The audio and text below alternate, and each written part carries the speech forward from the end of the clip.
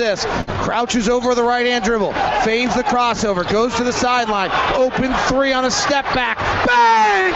G-time, you did it, baby! That's enormous! Wow! The biggest field goal of the night. 102-94. G-time rips the cords from the right side. It's our daily Gordon Hayward highlight. Good morning. It is July 3rd. It is tip-off. What's going on with Gordon? What about Boozer in Chicago? And where should we be coming from?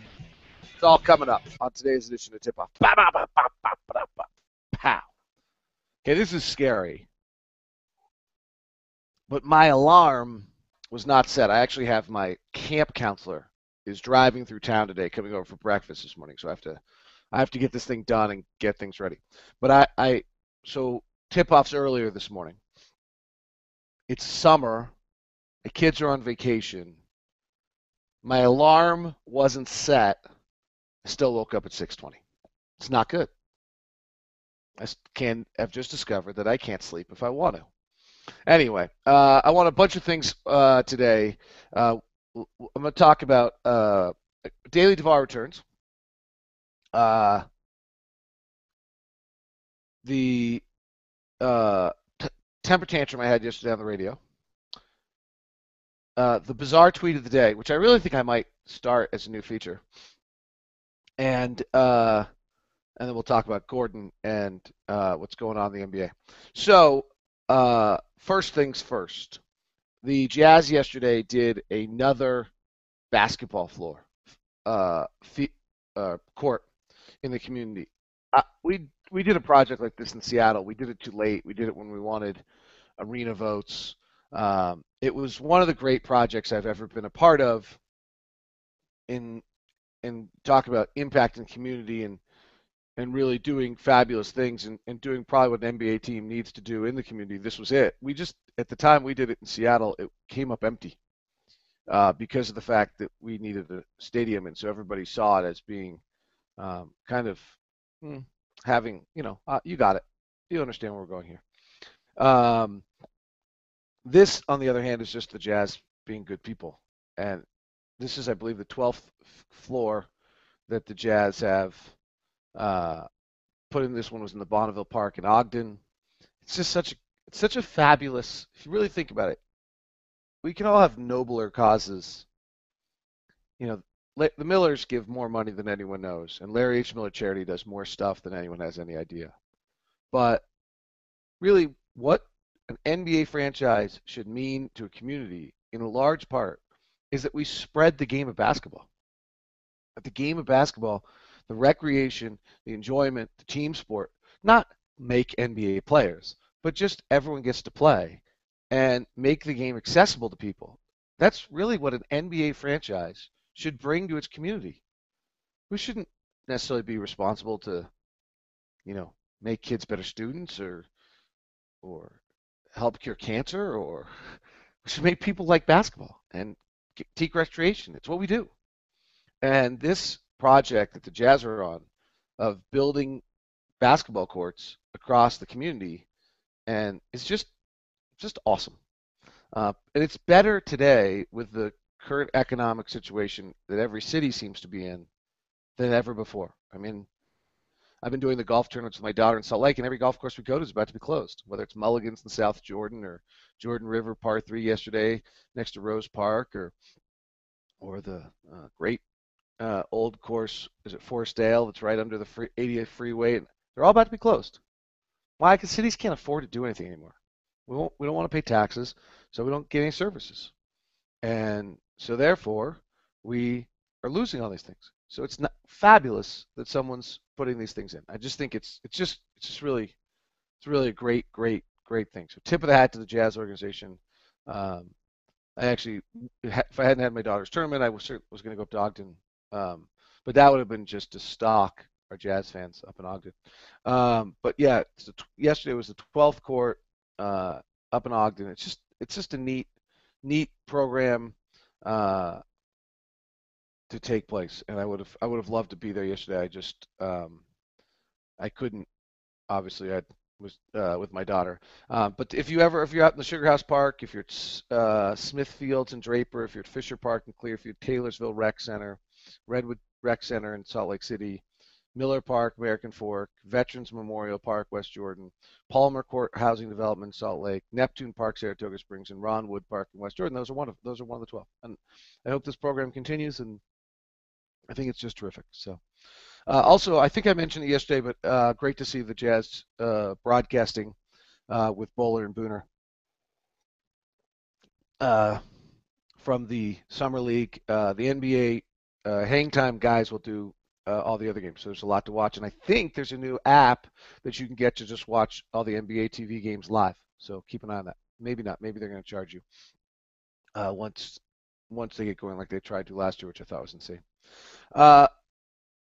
So that was number one. Number two, I went on a little temper tantrum yesterday. And I just, maybe I've become a pansy, but I said, well, maybe we should start liking our players. I do think that we, as a marketplace, have unfortunately decided, being so blessed to have Stockton and Malone, have somehow decided, and Hornacek and others of that era, whether it's Howard Isaac, have somehow decided to be almost high and mighty about whether or not we as a fan base, this may not be totally fair universally, but our boo birds are pretty quick. That we have almost universally, and if anybody comes back, we boo them. We don't ever cheer them. We've almost universally decided that we're high and mighty enough that we are going to decide, it's a great honor if we like you rather than an open acceptance immediately. It's kind of the way that I would phrase it. We were really lucky for a long time. We got two guys you build statues of. Most franchises never have. I mean, we could run through the list of franchises. Most franchises never have anyone you can build a statue about. But I do think, I truly believe, you can call me full of crap. And I have no problem with that. But I truly believe that an important aspect of the future of our franchise is that our fan base moves toward Portland, who've had some statues, where there seems to be, at least from an outside perspective, just an unmitigated love of their players. And they got burned pretty badly for a while. Oklahoma City is stupid and ignorant as basketball fans, and it's a great thing for them right now. And I don't mean that like I'm not trying to, but they're stupid and ignorant. They don't know anything better. I mean, they put up headlines about how he's Mr. Unreliable. Okay, so that's not so good. But they don't know any better, right? This is all they've ever had. They don't have any background. They don't have any aspect of things, and so really, when you look at them, they don't. That someone can take that soundbite and twist it. I mean, it's fun, but it's not really. I think you know what I mean. So they've got this blissful ignorance, we'll call it, toward being a basketball fan. I think it would be a wonderful thing for our franchise is if we could return to that blissful ignorance. I don't know if we can, and really try to embrace our players. And not always have something that we hate. I don't know. Maybe that's unfair. Maybe that's the vocal minority. But it's not the vocal minority. Because if you listen inside the arena, you can kind of hear it on every night. And I understand things have been tough. And I'm not saying you just give the organization a pass. I actually would say you find some way that you maybe don't give the organization a pass, but you love our players.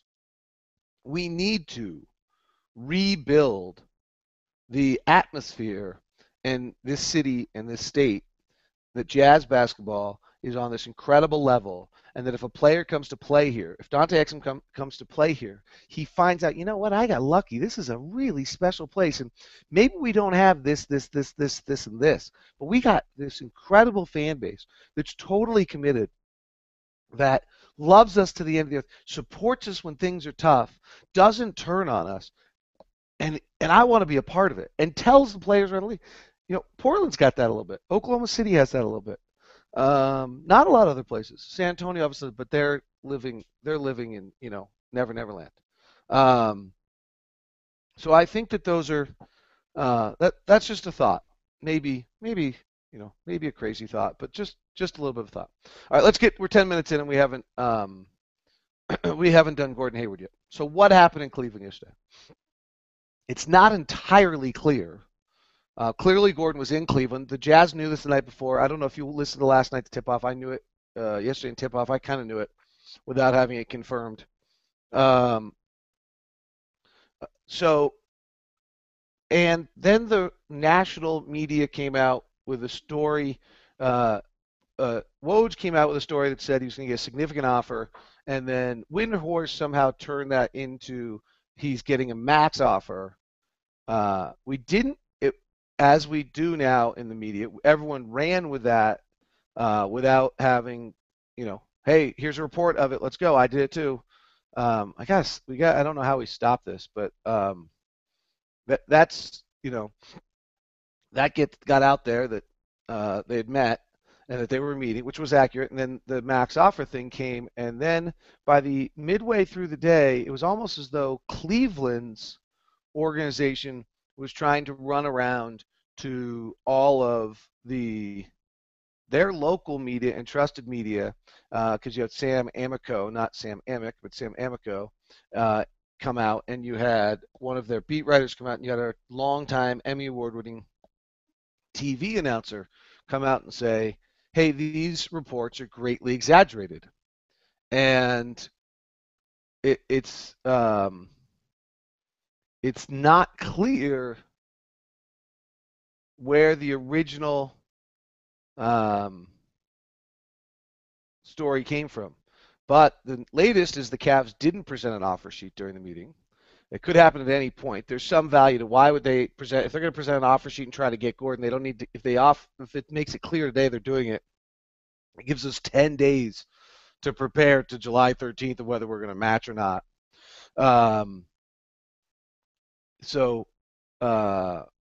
Really, they could be going to prepare it. It could be being formed. It could be being done. And they're now playing a game of cat and mouse. The Jazz are going to match. And it's not a discussion of whether Gordon Hayward is worth the max contract. He's not. Or, let me rephrase that. If he's a max contract player, he's not. But in this marketplace, that's what he's going to get. So let me touch on a few things here and make sure I touch on probably what you need, as I have a little bit limited time today. First thing is, no one's done anything wrong. In fact, my tweet of the night, and I would almost do this every night, except for the fact I don't want to make it that I'm mocking someone, but I think it's very interesting, like some of the tweets I get. Like the fact that Gordon's going to make more money than Karl Malone the other night. Okay, it's just not true. Karl made 16 and 19 his last 2 years. And two, irrelevant, like different marketplace, different day. Last night was one from a guy who tweets me a lot, who said that whose comment was, I now respect Favors more. How come? So Gordon's agent and the Jazz sat down, had long conversations, and Gordon's agent looked at the marketplace coming up the year before, this summer, and said, I'm not going to sign whether it was an 11 or 12 month, whatever it was, $1 million deal, because the marketplace for Gordon's going to be unbelievable. The Jazz said, okay, that's fine, but we're not going to just give it to you unless you get it offered. We can't just do that. And everybody went their fine ways. Now, the Jazz on the very first day of free agency said to them, hey, we can negotiate contract again. Let's do it again. And his agent said, yeah, let me go look around. And as it turns out, there may be something of a max offer out there if Cleveland ever does it. And Cleveland, frankly, may not do it because of the fact they know we're going to match. And then that gets into a little tricky. And so now the Jazz are like, okay, well, we're still going to match. We still want you. And they're like, okay, everyone did the right thing. No one's done anything uncouth. And the idea that you respect Favors more, why? Because he took less money? He took less risk? Like, I don't get that. And in addition, it was clear if you listened to 1280 The Zone yesterday that there was some real animosity toward Gordon for this. What? Why? Because he had enough guts to read it's just, really, to some extent, all he did was not sell a stock, and a year later it's up 25%, and he's selling it then. He just happens to be the stock. It has to be a buttload of money. It's actually more impressive he's the stock. It's not because he played well, it's because of the market. Why would someone, I'm very lost on why anyone would have any animosity or frustration toward Gordon on this. Every single one of us in life would hope we would have enough guts to do exactly what he's done or to read the tea leaves correctly. Did Gordon have a good year last year? No. Did Gordon get frustrated last year? And sure. Interesting is that, and did he deal with it great? That's debatable. But what's interesting about it is that we won 25 games last year, and he was miserable. Maybe that's a good thing, right?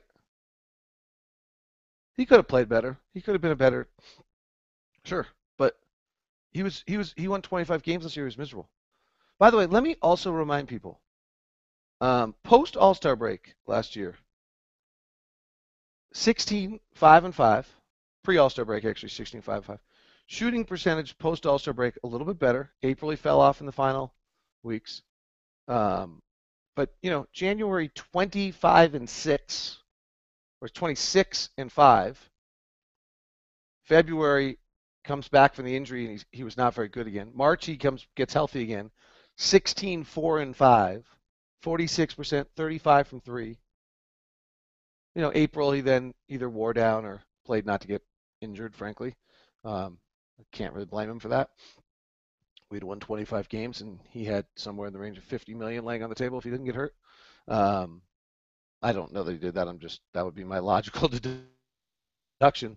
So anyway, this process, no one's saying anything wrong. This is exactly how it's supposed to work. There shouldn't really be anyone with any bitterness toward Gordon. Now, why are we going to match? We're going to match for a bunch of reasons. One, he's our asset. We developed him. He's our player. I talked about this yesterday. Two, I don't think anyone would disagree that it's too much money, but it's money that we're not doing anything else with, frankly. Okay? And he went out and did the process correctly. We should do the process correctly on our end. We can't send a message to our players. We're developing you, and then if we can't get you on the cheap, we're not signing you. That's not going to work very well in the locker room. The next thing is, if we sign him to the max, if you do the math, I think we still have $24 million worth next year of money. It's not going to impact our ability to sign Burks and Cantor in the offseason. Fact of the matter is, if Burks and Cantor don't make major steps of development, and we sign them the exact same way, we'll be able to sign both them next year and another free agent. If they have major steps of development, then we're in pretty good shape because they have major steps of development. But it's not restricting our ability to do anything.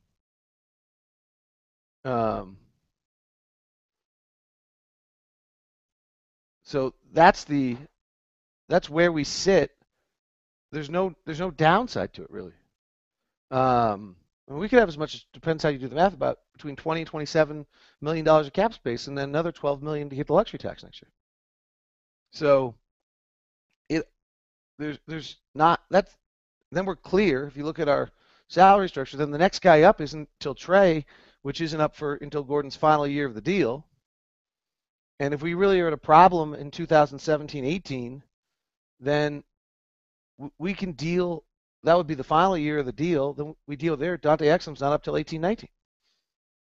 And if Gordon's on the final year of his deal and it's really a problem, he's always tradable. There's no downside here. No one says anything wrong. There's no downside. Let's move forward. It's our asset. He's going to keep playing.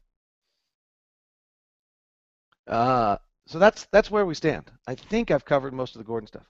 Quick thought on what's going on with Chicago, the reports that they're going to, and then I got to jump, that they're going to amnesty Boozer. I talked about my ideal deal. Marichek, first-round draft pick, for the money. The Jazz absorbed the money. One thing that's worth remembering last year is the Jazz took Biedrins, Jefferson, and Rush. They kind of set the market. They were the first ones. They got 2 first-round picks and 4 second-round picks in that deal. They got the 4th one on the Foy deal. That's the price that's out there for that kind of deal. That's what the Jazz, the marketplace, when the Jazz kind of jumped the gun a little quicker than a lot of other teams.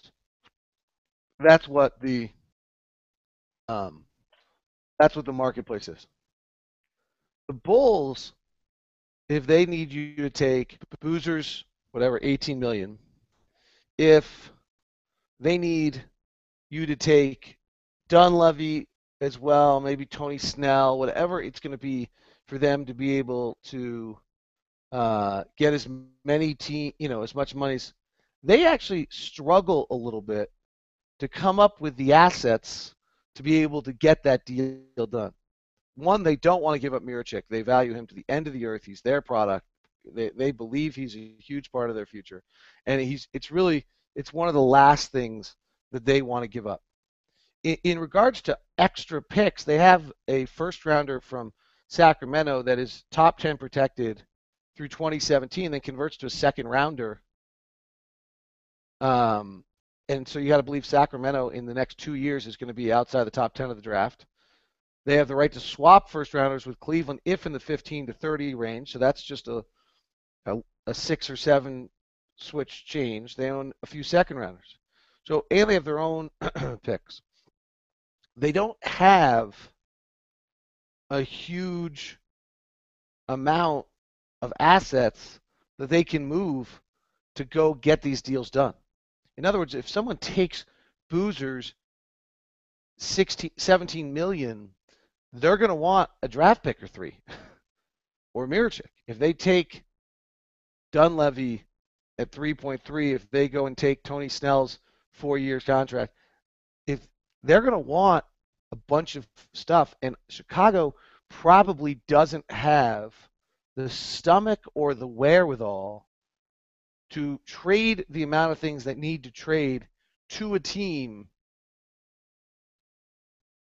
with Boozer. And so the answer is that they amnesty Boozer, and that the other $6 million or so that they have to garner is going to come from a deal like this, like the way Jeremy Lin will be moved. But it's not one. It doesn't look as though they're going to be able to move the entire collection because they would have to give up too many assets. That the price of moving cap space is pretty difficult. All right, I think that's what I got today, and I need to run to get the house ready. Let me just quickly scan the questions and answers, if there are any today, and see if I've missed anything. And then I'm going on vacation, and you don't hear from me for a while. So when Gordon signs, I've pretty much given you this. One other note to keep an eye on is if Gordon gets an offer sheet, watch what the Jazz do between July 10 and July 13. If Gordon's signing a max offer sheet, the Jazz have $7 million more of cap room at that moment for those 3 days than they will at any other point once they match Gordon, because they didn't sign Gordon last offseason because his cap hold is smaller than his new cap number. So that money right there between July 10th and July 13th is money that they would not have had otherwise. So I think that's it. Kyle Lowry signed. Let's see. Question from Angie. If you had to bet your paycheck, which 2 free agents you think Jazz pursue realistically land? I think we want Marvin back if we can. Keep an eye on Mike Scott in Atlanta. Maybe Patrick Patterson. His market seems to be pretty quiet. I like the idea of Luke Ridnour if he doesn't have any marketplace as a backup to the guys. I don't think there'll be wow factors in there. That Ryan Kelly talk is probably real. He matches, they're interested in seeing if they can find a 24, 25-year-old who matches some of the things he can move forward with the group. So I think Ryan Kelly might actually be real.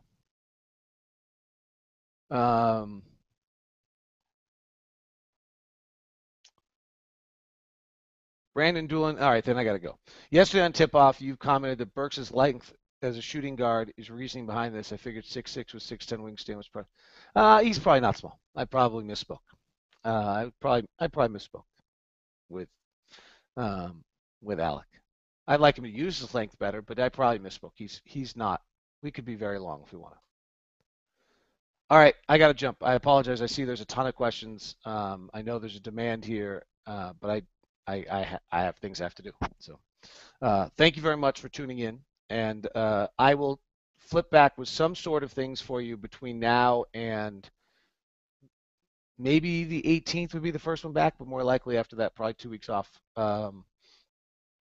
Though with Summer League going on, and it's not like I'm going to, someplace without internet. So I will try to step in every now and then and rejoin you. Otherwise, enjoy the next few teams. Hopefully we've laid out what's going to happen for you, and enjoy Summer League. Dante will kill it in Summer League, by the way. I'm going to be surprised if you trade Burks. See you.